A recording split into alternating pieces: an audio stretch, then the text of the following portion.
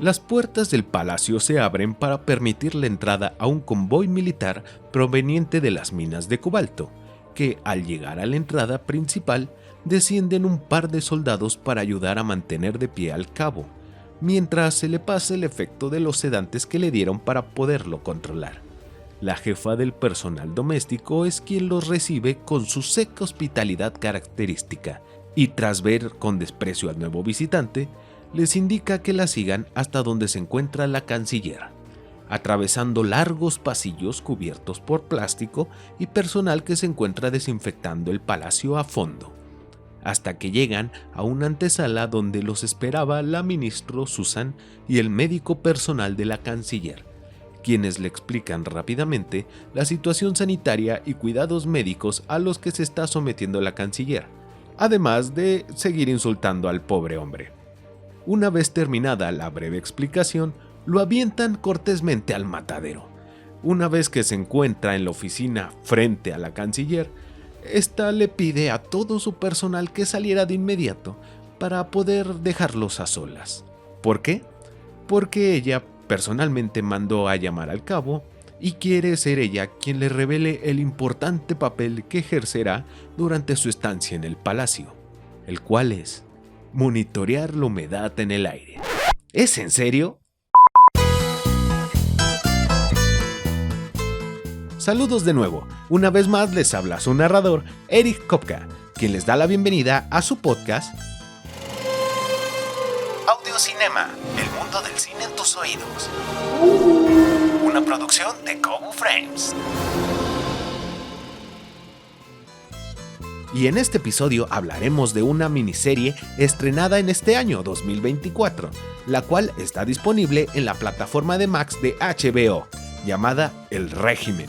Pero antes aclaremos un pequeño detalle. La serie de El Régimen entra en la categoría de miniserie, ya que consta de solo 6 episodios de 1 hora aproximadamente cada episodio.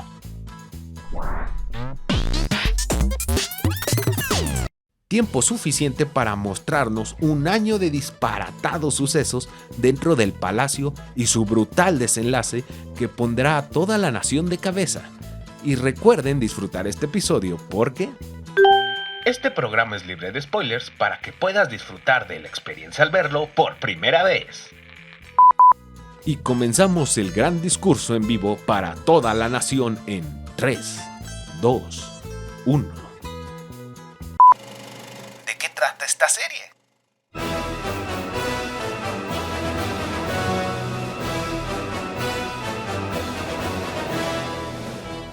Veremos cómo el orden con el que se estaban llevando las cosas en el palacio comienzan a cambiar drásticamente tras la llegada de El Cabo, al que con cariño lo llaman el carnicero de la zona 5, para dejar bien en claro lo felices que están con su presencia.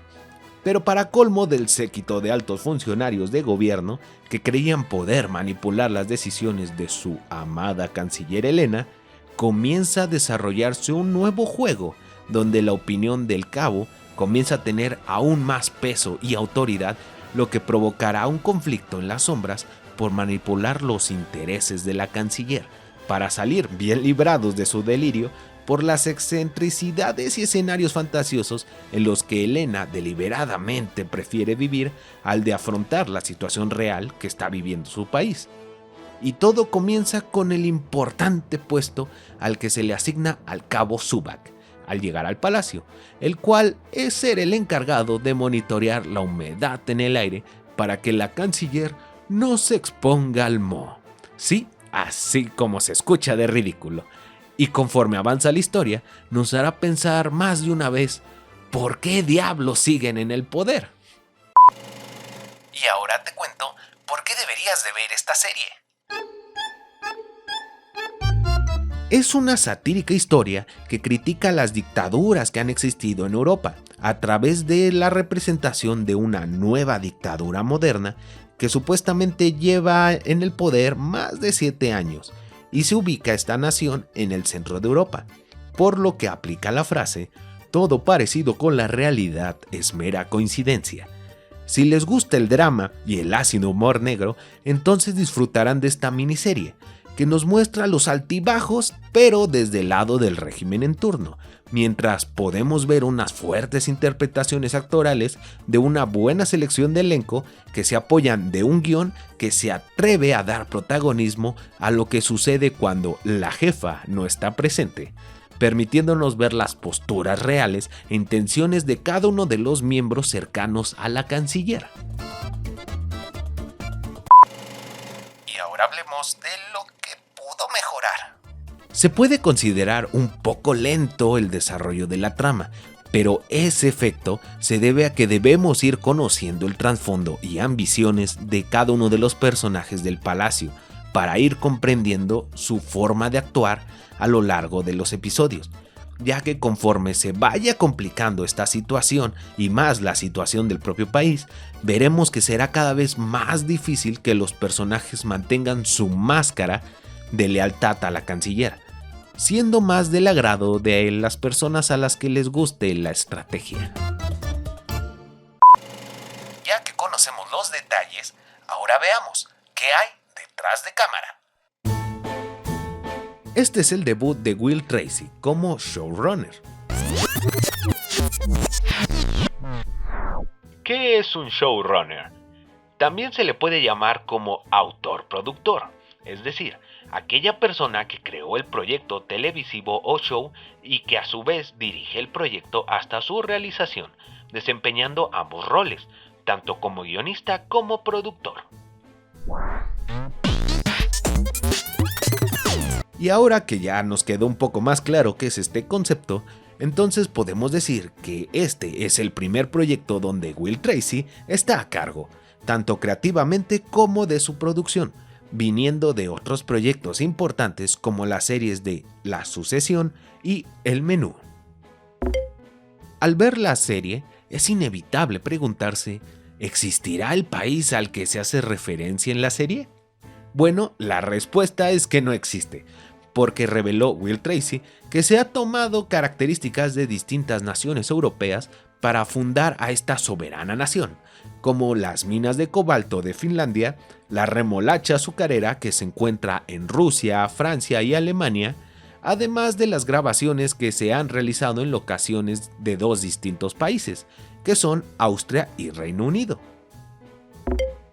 La canciller es un título político que se puede adjudicar a los países de Alemania o de Austria, pero, así como su nación es ficticia, este singular personaje tampoco existe en la vida real.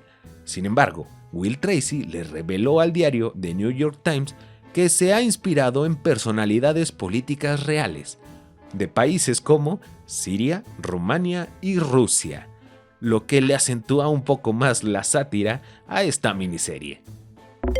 Y no podemos terminar esta sección sin haber mencionado el hecho de que la actriz Kate Weasley es la que dará vida al papel protagónico de la canciller. ¿Quién es ella?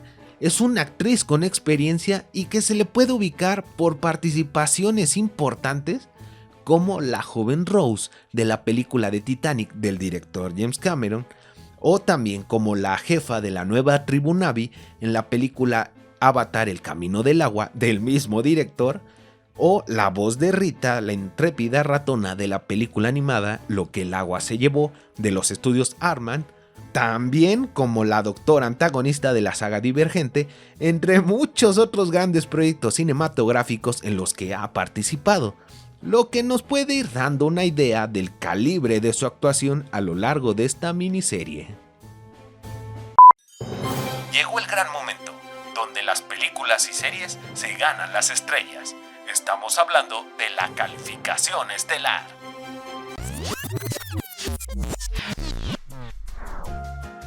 Pero antes, recordemos cómo se obtienen las estrellas. Si no se obtienen estrellas, es porque mejor te recomendamos, pero hacer otra cosa más interesante. Cuando se obtiene una estrella, significa que es recomendable para pasar un buen rato. Y si se obtienen 2 estrellas, es sinónimo de una buena producción que además puede darte una nueva experiencia. pero es posible que se llegue a ver la mítica calificación de 3 estrellas, donde obviamente deberías de correr a verla cuanto antes.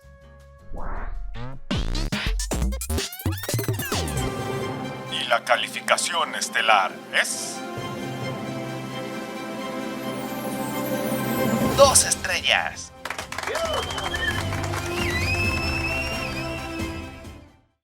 Con esto escapamos ahora de esta gran nación soberana antes de que sea demasiado tarde y llegamos al final de este episodio. Pero antes de cerrar, les adelanto que el siguiente episodio traerá nostalgia a más de uno y nos hará viajar a una galaxia muy lejana. Gracias a ustedes que nos han compartido esta gran sugerencia de película en los comentarios, por lo que les dejamos la siguiente pregunta. ¿Por qué red social les gustaría seguir escuchando este contenido? ¿Facebook, YouTube, Spotify o Instagram? Soy su narrador Eric Kopka y este fue un episodio más de su podcast Audiocinema, el mundo del cine en tus oídos. Una producción de Kobo Frames.